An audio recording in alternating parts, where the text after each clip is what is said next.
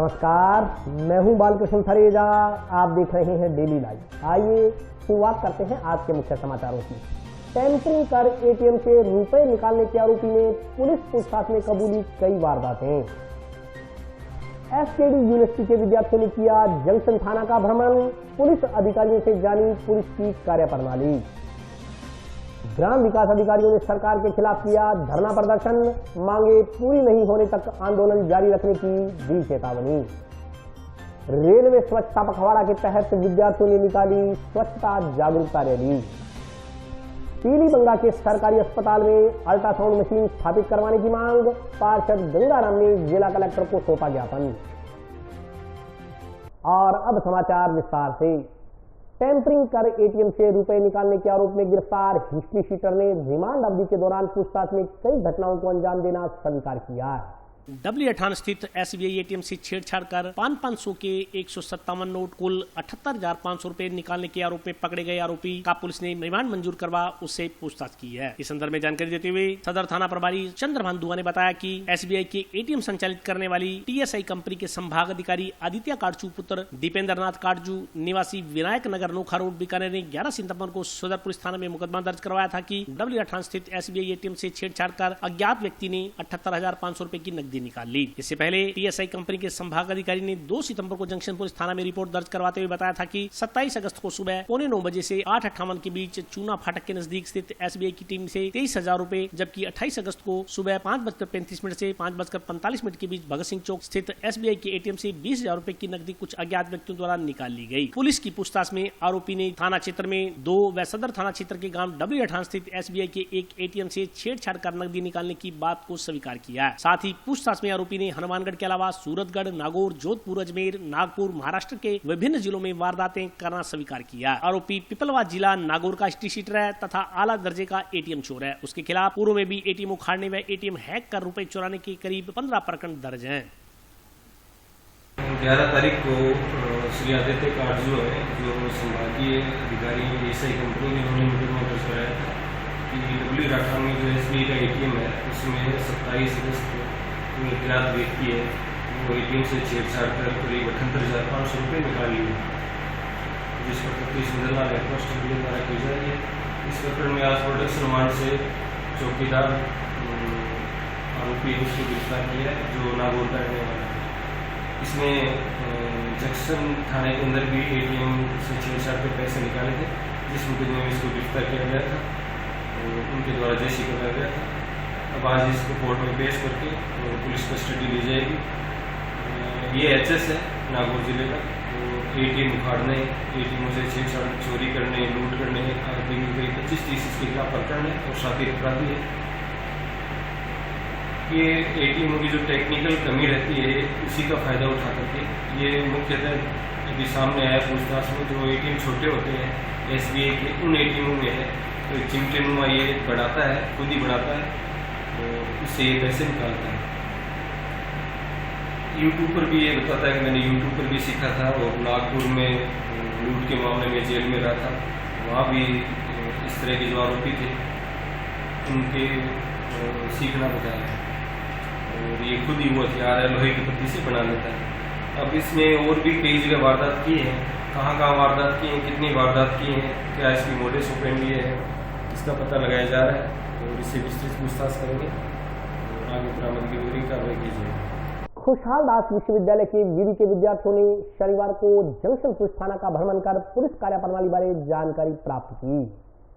श्री खुशहाल दास विश्वविद्यालय के विधि के छात्र छात्राओं ने शनिवार को जंक्शन सिटी पुलिस थाना का भ्रमण कर अधिकारियों से पुलिस के कामकाज के बारे में विस्तृत जानकारी प्राप्त की। पुलिस अधिकारियों ने थाना में आने से पहले वादी व प्रतिवादियों से सक्षम अधिकारी की ओर से किस प्रकार से संवाद किया जाता है आदि जानकारी दी। FIR दर्ज करने का तरीका, रोजनामचा, मुकदमों में इन्वेस्टिगेशन की प्रक्रिया समझाई। इसके साथ आपराधिक धाराओं के बारे में भी जानकारी दी गई। इस दौरान छात्र छात्राओं ने वायरलेस, मालखाना, कंप्यूटर कक्ष सहित विभिन्न जानकारियां प्राप्त की। पुलिस अधिकारियों ने छात्र छात्राओं के सवालों का जवाब देकर उनकी जिज्ञासा को शांत किया। छात्र छात्राओं ने उत्साह से जानकारी ली। पुलिस अधिकारियों ने विधि के छात्र छात्राओं को बताया कि अब पुलिस की कार्यप्रणाली बदल गई है और पुलिस हाईटेक हो गई है। समय के साथ कार्यप्रणाली में भी बदलाव आया है। पुलिस को निसंकोच होकर घटना या अपराध की जानकारी दें। पुलिस थाना के विजिट के दौरान SKD यूनिवर्सिटी के faculty of law doctor Vikram Mehra भी मौजूद रहे।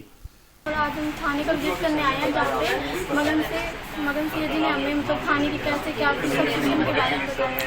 यहाँ पे मतलब कैसे उनको रखा जाता है कैदियों को, कैसे उनको खाना वाना या फिर कैसे जो रिपोर्ट होती है कहाँ कहाँ पे रखी जाती है, सब के बारे में जानकारी दी। आज हमारा विजिट था हनुमानगढ़ जंक्शन के हाल में, तो हमको स्टार्टिंग से बहुत अच्छे से हमें हर चीज़ एक्सप्लेन 3 लैंग्वेज में एक्सप्लेन किया और बहुत अच्छे तरीके से हर चीज़ को डिटेल में बताया और इसकी फाइल्स वगैरह हमें बताया, हर एक रूम का अच्छे से जो बेसिक है।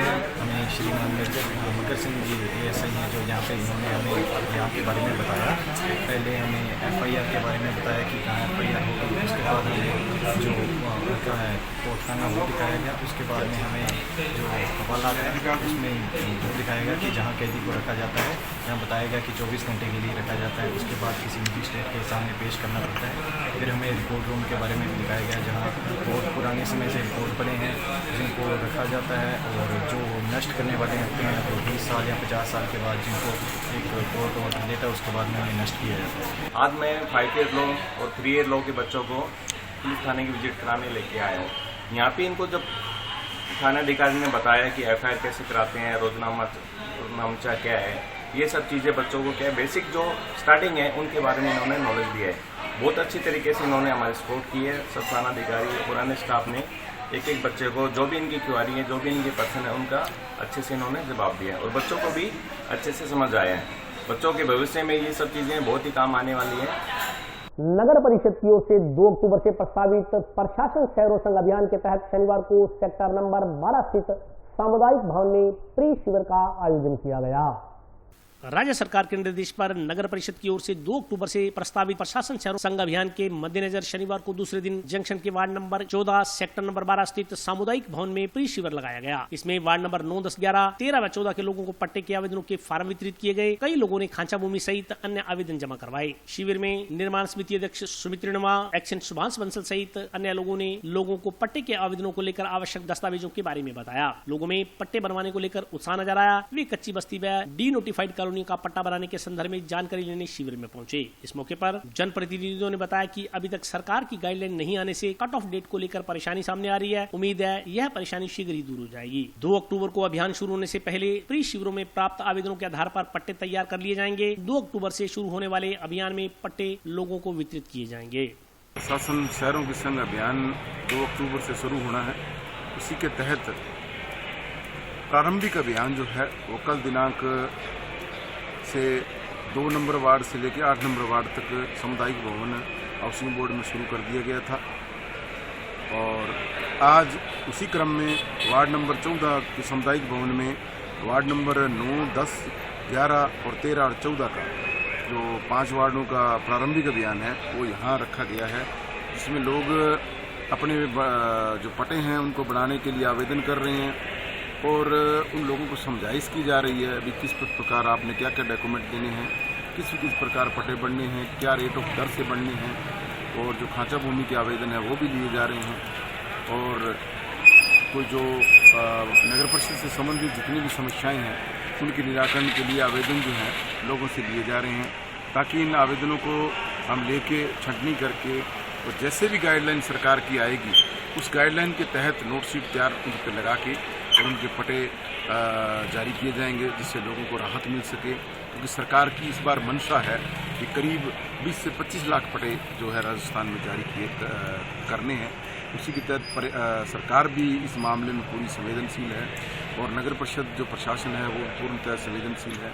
जैसा कि आप देख रहे हैं प्रारंभिक जो कैंप है उसमें हमने पूरी तैयारी कर रखी है और जो अभियान जिस दिन चलेगा वार्डवार उस टाइम चाहे बिजली डिपार्टमेंट है, चाहे पानी डिपार्टमेंट है, चाहे हाउस टैक्स के मामले हैं, चाहे कोई जन्म मृत्यु के हैं और हैं, सभी जो चीज़ें हैं वो हर डेस्क यहाँ लगा के लोगों की समस्याओं का निराकरण किया जाए। राजस्थान ग्राम विकास अधिकारी संघ के 1 सितंबर से चल रहे आंदोलन के तृतीय चरण में शनिवार को प्रदेश की 352 पंचायत समितियों के ग्राम विकास अधिकारियों की ओर से धरना प्रदर्शन कर सरकार का ध्यानाकर्षण किया गया।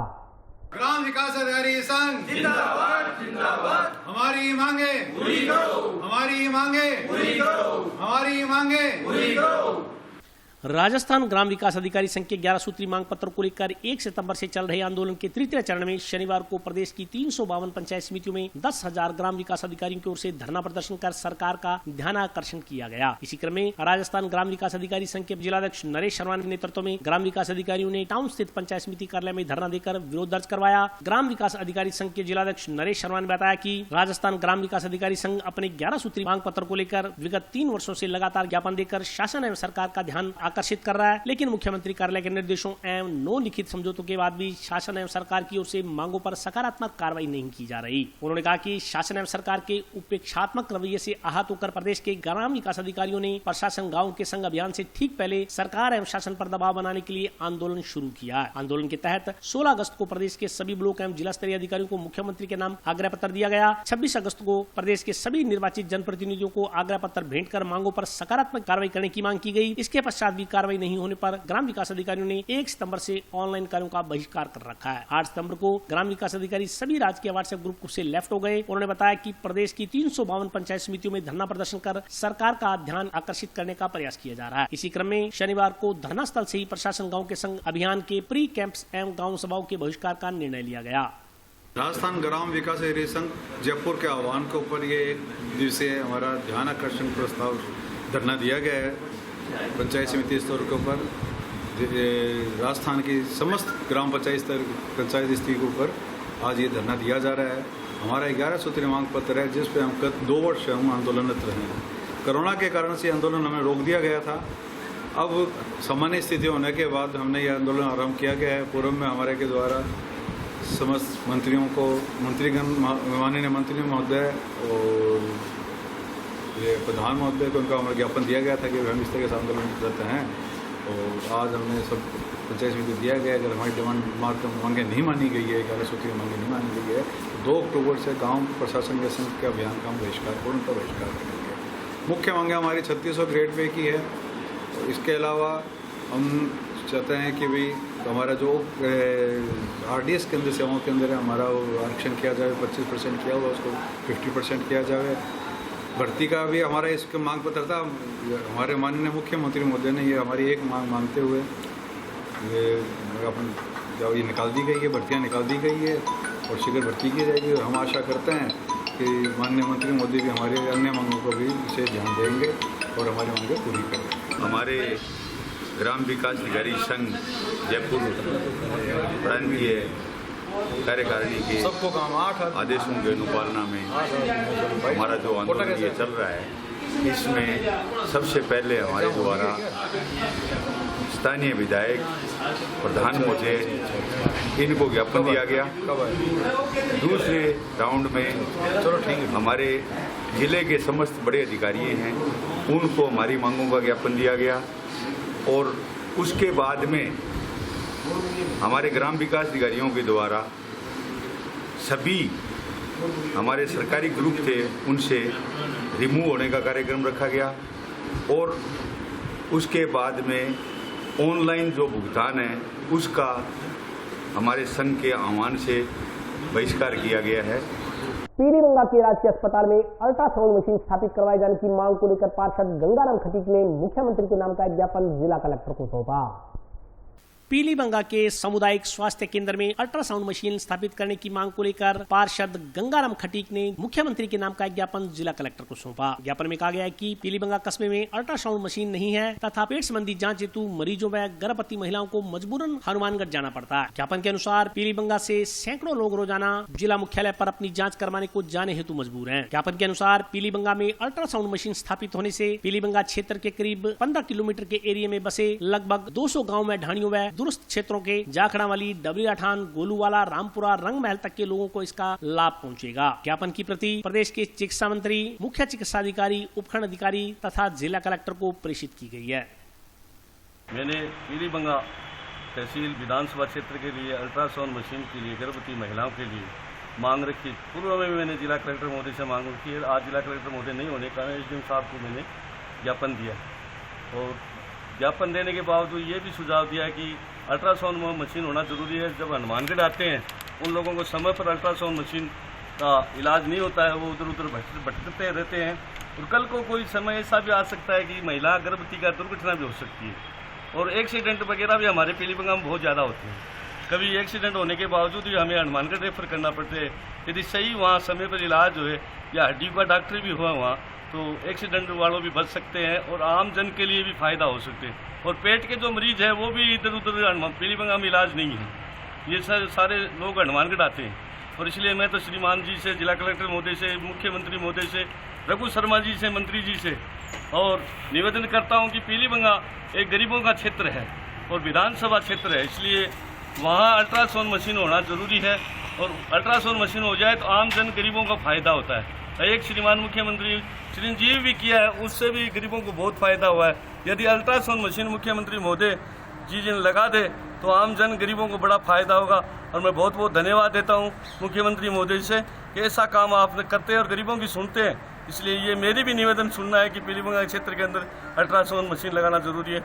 और अभी वक्त ब्रेक का, हाजिर होता हूँ छोटे से ब्रेक।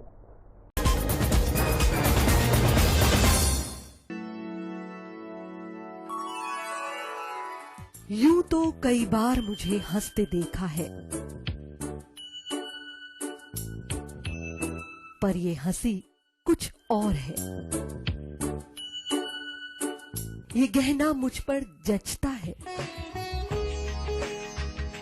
पर ये महज एक गहना नहीं, ये रूपरेखा है मेरे मन की, हंसती खिलखिलाती लहरों की, जो आतुर थी अब तक मुझ पर सजने को। इसलिए ये गहना ही मेरा सच्चा श्रृंगार है, श्रृंगार है, श्रृंगार है।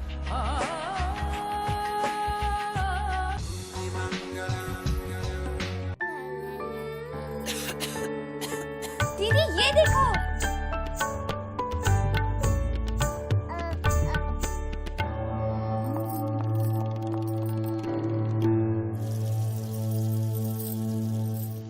नोवेल कोरोना वायरस बीमारी को फैलने से रोका जा सकता है। खांसी और छींक के बाद और बच्चे को छूने से पहले अपने हाथों को साबुन से धोकर इसे फैलने से रोक सकते हैं। वो डॉक्टर साहब हैं? भाई साहब खांसी और बुखार था, सोचा चेक करवा लूं।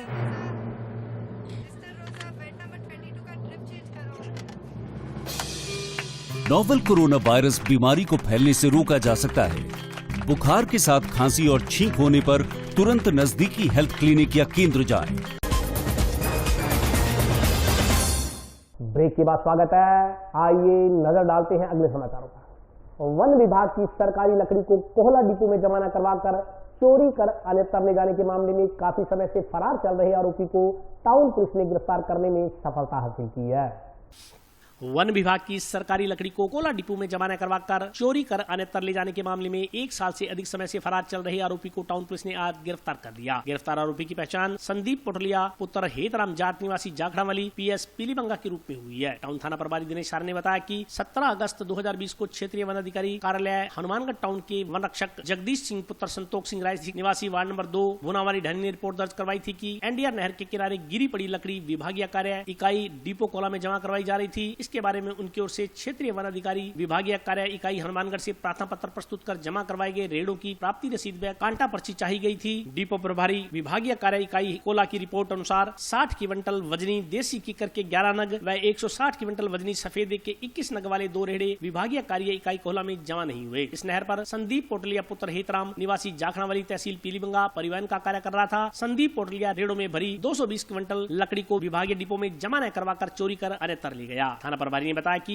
रिपोर्ट के आधार पर संदीप पोटलिया के खिलाफ धारा 407 के तहत मामला दर्ज कर जांच शुरू की गई। जांच के बाद शुक्रवार को संदीप को गिरफ्तार कर लिया गया।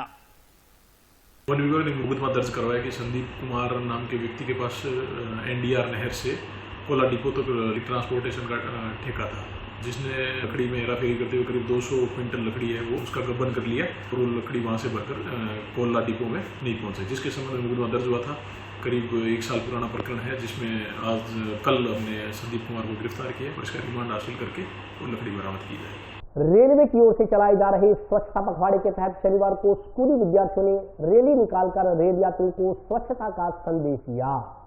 रेलवे की तरफ से चलाए जा रहे स्वच्छता पखवाड़ा के तहत शनिवार को स्वच्छ स्टेशन दिवस के तहत लायंस क्लब के सहयोग से जागरूकता रैली निकाली गई। रैली में केजी पब्लिक स्कूल के बच्चों ने भाग लिया। यह रैली रेलवे स्टेशन के मुख्य द्वार से शुरू होकर पूरे रेलवे परिसर का चक्कर लगाते हुए सफाई का संदेश देते हुए पुनः उसी स्थान पर आकर समाप्त हुई। रेलवे अधिकारियों ने बताया कि स्वच्छता पखवाड़े के तहत 2 अक्टूबर तक विभिन्न सामाजिक संस्थाएं सफाई अभियान में भाग लेंगी। इसके साथ ही रेलवे अधिकारी भी लगातार यात्रियों को स्वच्छता के प्रति जागरूक करते रहेंगे। केजी पब्लिक स्कूल के व्यवस्थापक ने बताया कि रैली में उनके स्कूल के बच्चों ने यात्रियों को प्लास्टिक का प्रयोग नहीं करने तथा प्लास्टिक के दुष्प्रभावों के बारे में जानकारी दी। स्वच्छ रखने का करे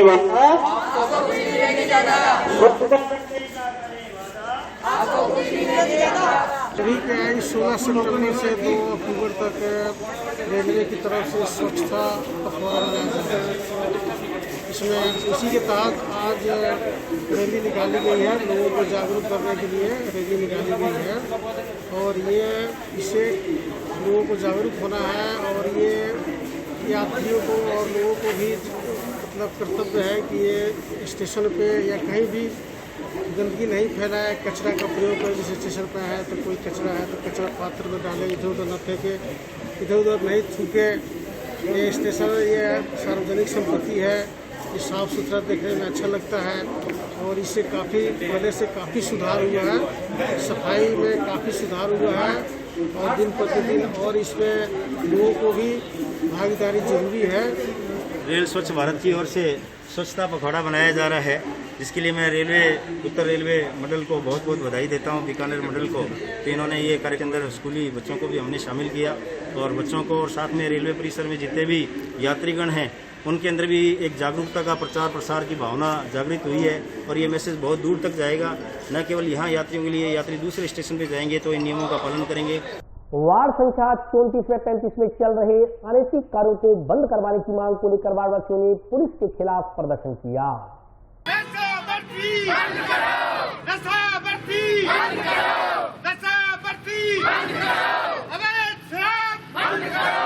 टाउन स्थित वार्ड नंबर 34 व 35 में चल रहे अनैतिक कार्यों को बंद करवाने तथा नशे के कारोबारियों को जेल में भेजने की मांग को लेकर नगर सुधार समिति द्वारा बीती रात जागरूकता रैली निकाली गई। इस मौके पर वार्डवासियों ने कहा कि वार्ड नंबर 34 तथा 35 में लंबे समय से देह का व्यापार तथा चिट्टे, हथकड़, शराब आदि की तस्करी खुलेआम हो रही है। नशेड़ी नशा करके आए दिन झगड़ा फसाद कर रहे हैं। इसके अलावा यहाँ महिलाओं का घरों से निकलना मुश्किल हो गया है। महिलाओं ने आरोप लगाया कि इस संदर्भ में जब पुलिस से शिकायत की गई तो पुलिस ने कोई कार्रवाई नहीं की। मजबूरन उन्हें आए दिन रैली, धरना प्रदर्शन के माध्यम से आंदोलन करना पड़ रहा है। महिलाओं ने आरोप लगाया कि वे लोग टाउन थाने का घेराव भी कर चुके हैं और पुलिस अधीक्षक को भी इस संदर्भ में ज्ञापन प्रेषित कर चुके हैं। लगातार किए जा रहे आंदोलन के बावजूद किसी नशेड़ी के खिलाफ कोई कार्रवाई नहीं की गई है। वार्डवासियों ने अनैतिक कार्यों को बंद नहीं करवाने पर आंदोलन को और तेज करने की चेतावनी दी है।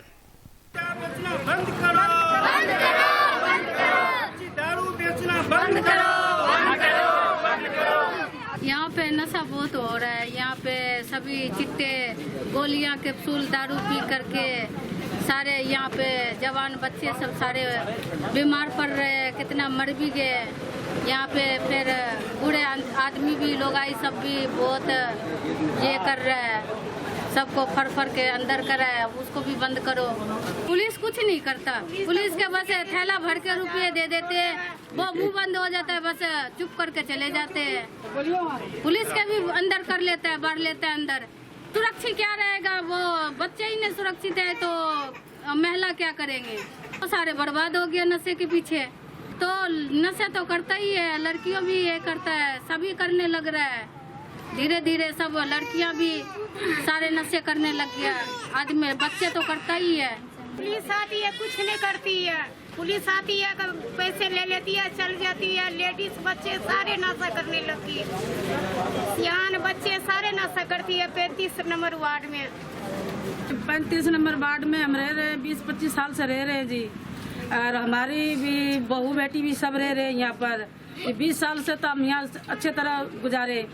अब ये 2-4 सालों में ये बेसियावर्दी, ये नशा, चिट्टा, दारू, शराब ज़्यादा करने लगे, हाथापाई ज़्यादा करने लगे। ये तो ताला लगा के अपने अपने घर चले जाते हैं, हमारे को रात को परेशान करते हैं। हम पुलिस को खबर देते पुलिस वाला हमारी सुनवाई नहीं लेती। वो कहता हाँ जी आप चलो घर पर, हम आ रहे हैं पीछे से। हमारी पुलिस कार्रवाई कुछ नहीं कर रही है। हमने धरना भी दिया, पुलिस आके भी 2 गेड़ा लगाया, वो वापस से ले गए। पुलिस वाला हमारी कोई कार्रवाई नहीं करा, नहीं पकड़े जा रहे। कल एक लेके गया, उनको वापस भेज दिया जी। इनको रिश्वत मिल रहा है, जब करके नहीं मिल रहा है वो कर रहा है कारोबार। ये हमारे को क्या पता इस चीज़ों के तो मामला में, पुलिस को राज को हमारे को खुद को पता नहीं है जी। क्या करेंगे, जा तो हम धरना देंगे वहाँ पर, जब मरेंगे जो मारेंगे, बस यही कहानी है हमारी, लास्ट की यही कहानी है। अब हमारा बच्चा लेके हम कहाँ जाए? हमारा तो खुद के मकान है, कोई किराए को तो मकान है नहीं जो हम कहीं भटकते फिरे। जो किराए का मकान हो तो बदल ले हम कमरा, आज यहाँ से वहाँ जाए, वहाँ से वहाँ जाए। हमारा तो खुद के मकान है जी, हम कहाँ जाए? वो हमारे को बारी बारी ओलमा देता है, कहता है आप कौन से मोहल्ले में रह रहे हो? सिकलीगढ़ मोहल्ले सुन के ही सब पीछे भागते। हमने पहले झूठ बोलता पर गया, अभी हम इंदिरा कॉलोनी रह रहे हैं, हम पार्क कॉलोनी रह रहे हैं। अब झूठ पर झूठ कितनी चलेंगे? एक दिन सच तो आगे आने ही आने है जी। पहले थाने का घेराव किया था नशे और चिट्टे और देह व्यापार को लेकर, लेकिन लगातार पिछले 1-1.5 महीने से प्रयास होने के बावजूद पुलिस की अभी तक कोई कार्रवाई नज़र नहीं आ रही। ठीक है, दिन में 1 आध बार वो आते हैं, आके देखते हैं, देख के चले जाते हैं, लेकिन किसी भी प्रकार की किसी भी व्यक्ति पे अभी तक कोई कार्रवाई नहीं हुई जिससे ये लगे कि हाँ पुलिस ने कुछ जो है वो धरने प्रदर्शन के बाद कुछ किया। अगर अभी भी पुलिस किसी भी प्रकार से अगर कोई कार्रवाई नहीं करती तो ये धरने और प्रदर्शन जारी रहेंगे।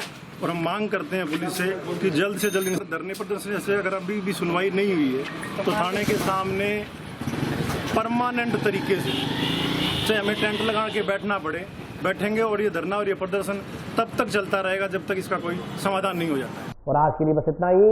कल फिर हाजिर होता हूँ नए समाचारों के साथ, तब तक के लिए नमस्कार।